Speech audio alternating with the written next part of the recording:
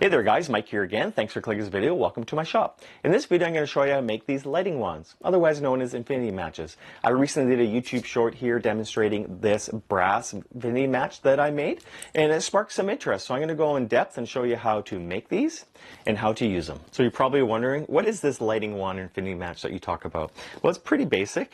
It's just a hollow tube with a wick inside, and you soak it in some either white gas, methyl hydrate, or even lighter fluid, and you just use a normal lighter and you give it a light. So these devices aren't anything new. Back in the day when I was in Scouts, my Scout leader had a version of this and he coined it as a lighting wand. I've been using it for a while. Recently people are calling these infinity matches. I think they're really great devices, and I'll show you how to make one. The modern day equivalent to this is these lighters here. These ones run on butane that comes in this can. This one isn't refillable, but you can get the refillable kind, and of course these bottles are around $10. I find these are kind of finicky and they don't like to work well under cold weather, and the flame even at the max setting isn't really not at all intense. I find the white gas version of this works better, and it works better in colder temperatures as well. So in my previous YouTube short I demonstrated this brass infinity match that I made. It has a nice little cap.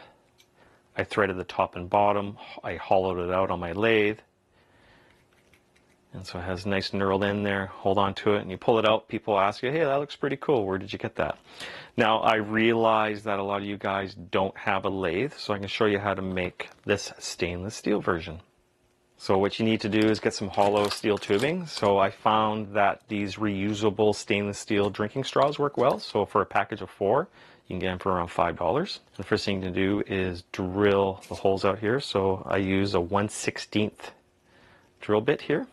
And then we need to cap the bottom so no fuel runs down your hand. So you could just get some steel, machine that down, slide it in, use some epoxy to hold it in place. Or you can also get a stainless steel machine screw, put some epoxy in it, screw it down, and then on a belt sander you can make it nice and smooth. And for handle, I use some 3/8 heat shrink.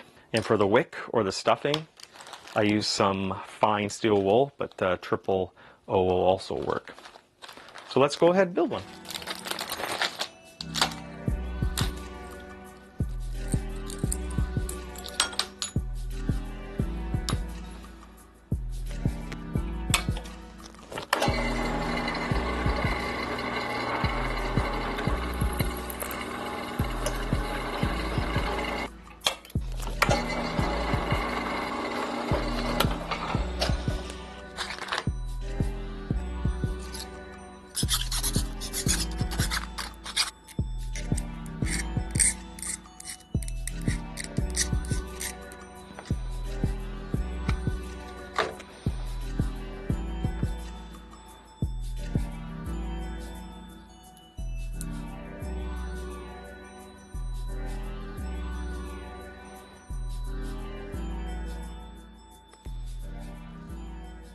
So while waiting for that epoxy to cure on the stainless steel one, if you wanted to make one out of copper, it's pretty much the same process, and I end up using this copper coil I got at Home Depot. It's 1/4 inch OD, it's by 10 feet of it. It's pretty much hollow tubing, and you just have to kind of bend it straight. So I'd like to mention that the epoxy I'm using is actually rated for 500 degrees and it's good for distillants. I doubt the handle here will ever get that hot because I can hold this for a while and it doesn't really get that hot, so it's a good plan. You could also use JB weld. That works very similar and it's meant for that type of applications. And another option is to use the ultra black, and again that's rated for 400 degrees and it's good for distillants as well. Another option, if you're going to use copper, is you could actually sweat it on. So this one here, I soldered the plug on. Another option would be just to kink it over like I just shown here. So you just hammer it flat, coil it over, and it won't leak any fluids. And then you could just take your heat shrink and paste it all over that and heat it up, and that will work as well. Now that this epoxy is cured, I can run it down on my belt sander here. So I run that down a little bit. I decided to leave a little bit of an overhang here so we can have a little bit of a bevel so it doesn't kind of roll off a table or something like that. So we'll just stick some heat shrink here. We don't need much, probably about 2 inches. And then we'll slide this on. So I think I can just, with a razor blade, I can just trim that off a bit. So the next step is by putting some of this steel wool in. What I like to do is If you really wanted to, you could double it in half and twist it, or you can do it this way too. I think both work just fine. And the more this hangs out, the bigger the flame would be. So that usually is what I like to keep it as. So you can see that a full length will go all the way almost to the bottom. Okay, so let's go outside and test it.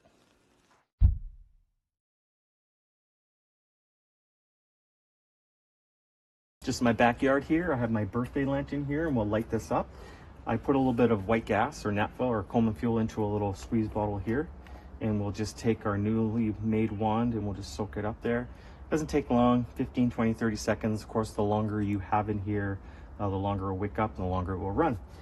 So then we will just use a lighter to light it. And there you go. Runs good, and then we can stick it in here.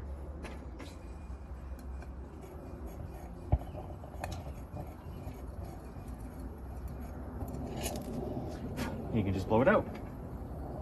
There you have it. Works like a charm. Well, if you made it this far in the video, I'd like to thank you. I'm going to show you how to build this infinity match out of brass, like this one. Now, I do realize that some of you do not have a lathe and just want to watch somebody build something, and that's totally cool. So I'll do a build montage from start to finish, and you can see the final product. So it's a pretty basic build. You just need some brass rounds. So I have some 1/4 inch for the body and some 5/16 for the cap.